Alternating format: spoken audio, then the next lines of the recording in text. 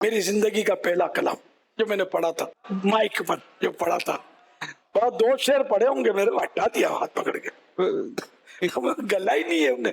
उस वक्त ये कद थोड़ी था कि मुझे फरमाइशें करेगा। किस सन की बात होगी, कोई अंदाजा? मैं नाबालिग होऊंगा, बच्चा ही था समझो। लड़के लड़के मतलब वो बाल मुबारक की ज़ियारत होती थी 12वीं शरीफ, ईद को हम 12वीं शरीफ बोलते थे, तो 12वीं शरीफ मेमन 12वीं शरीफ की वो होता था, मतलब तो लड़के बाले वो लग जाते थे लाइन में माइक पर, और कोई इक्का दुक्का कोई ऐसे होते थे जिसको आजकल होता चौधरी संभालने वाला उनको।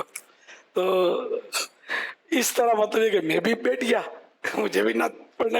मैं जाता तो हर साल पहुंचता था, मुझे मालूम है कुछ तकरीबन कुछ ना कुछ वक्त वहाँ गुजार के आता था। लेकिन शायद एक बार में भी जी चराया कि चलो आज तो मैं भी पढ़ूंगा, तो गुजराती किताब पकड़ी।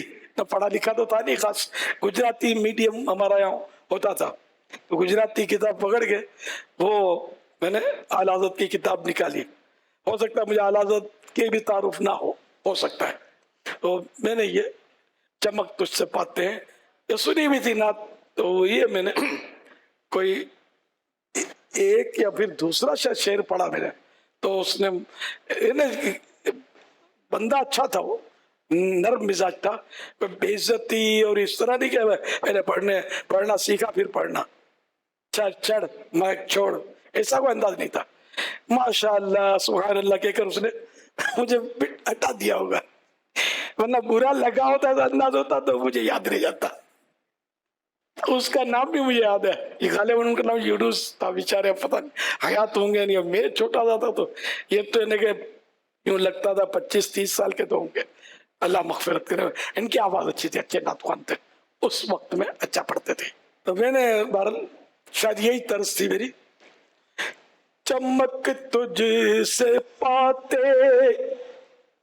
हैं सब पाने वाले, चमक तुझसे पाते हैं सब पाने वाले, मेरा दिल भी चमका दे चमकाने वाले, मेरा दिल भी चमका दे चमकाने वाले।